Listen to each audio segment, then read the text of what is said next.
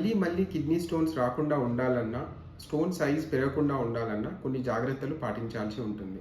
దీంట్లో మొదటిది జీవనశైలిలో మార్పులు. నీటిని అధికంగా తీసుకోవాలి.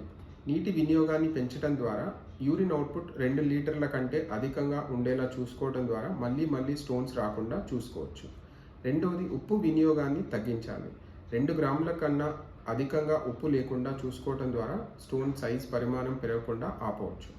మూడవది కూరగాయలు, పండ్ల వినియోగాన్ని పెంచడం అనేది ఆహారపు అలవాటుగా మార్చుకోవాల్సి ఉంటుంది. 4 బరువు తగ్గడం ద్వారా కూడా స్టోన్ పరిమాణం పెరగకుండా మరియు మళ్ళీ స్టోన్స్ రాకుండా జాగ్రత్తలు వహించవచ్చు.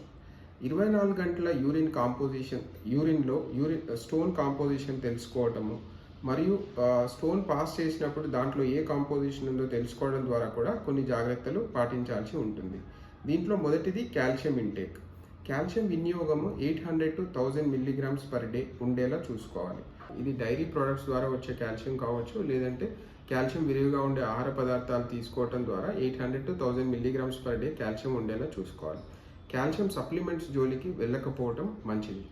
రెండవది animal protein, especially red meat వినియోగాన్ని తగ్గించాల్సి ఉంటుంది.